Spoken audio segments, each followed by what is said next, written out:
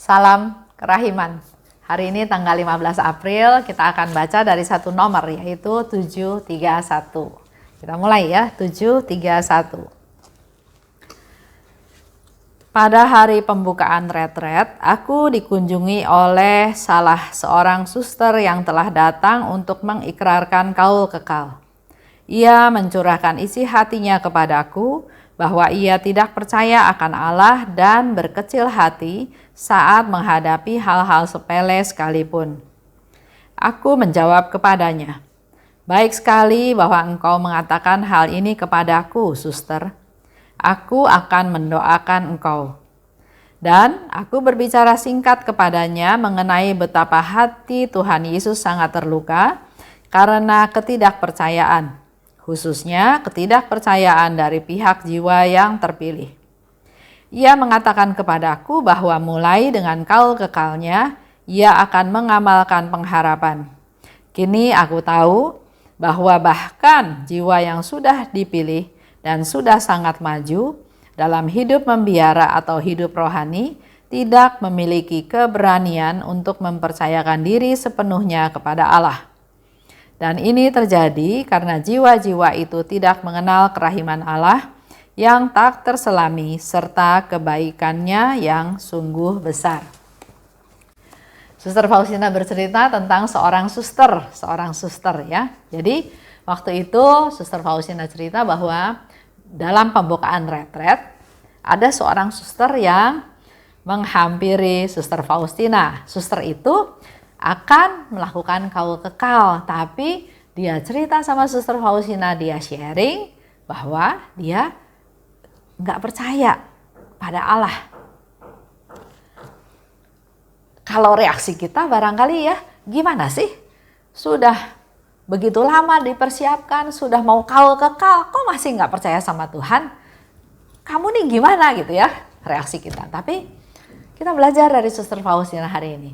Dia bilang, bersyukur kamu cerita sama saya. Karena saya akan berdoa untuk engkau. Jadi dalam hal ini tidak ada penghakiman sama sekali.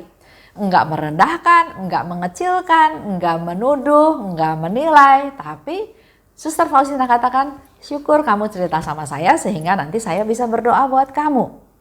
Tapi memang Suster Faustina memberikan informasi kepada suster tersebut bahwa kalau dia tidak percaya pada Tuhan, dia melukai hati Yesus.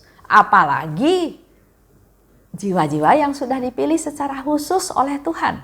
Dipilih, dipersetiapkan sedemikian rupa bahkan sampai akhirnya sampai ke kaul kekal. Tapi dia masih nggak percaya. Itu sangat menyakiti hati Yesus. Dan dari situ Suster Faustina juga mendapat satu pencerahan ya, bahwa orang yang sudah dipilih sudah melewati banyak persiapan ya, bertahun-tahun untuk sampai ke kaul kekal, tapi nggak berani mempercayakan diri pada Allah, nggak berani mengandalkan Tuhan, nggak percaya. Inilah yang menjadi keprihatinan dia juga, keprihatinan kita semua.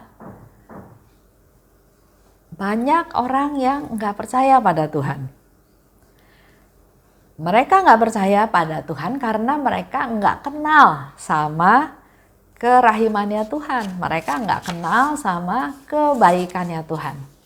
Oleh sebab itu, inilah saatnya juga buat kita untuk mewartakan, menceritakan kebaikannya Tuhan, kerahimannya Tuhan.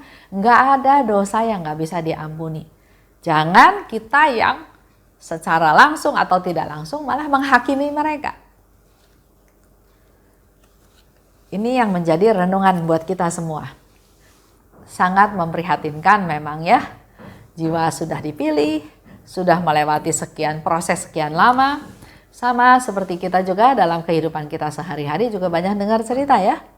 Seorang calon imam, frater, dia sudah sekolah sampai tahun ke-10. Karena ada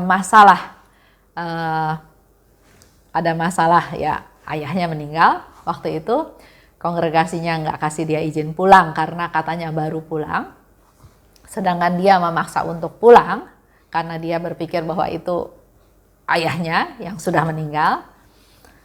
Di sini ada unsur ketaatan yang dilanggar. Dia akhirnya enggak melanjutkan, dia enggak jadi pastor. Ada juga yang bahkan sudah jadi pastor, sudah jadi imam. Karena permasalahan, banyak hal juga yang terjadi, akhirnya dia lepas jubah. Ada yang dimiskomunikasi. Ada yang, pernah ada satu pastor juga, dia lumayan lama membimbing komunitas komunitas Lumen Christi ya. Dia ahli dalam bidang keluarga, tapi tanpa kita sadari, tanpa kita duga, terdengar berita tentang dia dan lepas jubah. Itu menjadi keprihatinan kita semua dan terutama juga keprihatinan Tuhan Yesus. Tadi seperti dikatakan, hatinya Yesus sangat tersayat, terluka, terutama ketidakpercayaan dari kita semua. Tapi dia lebih menderita lagi kalau kepercayaan itu datangnya dari jiwa-jiwa yang terpilih.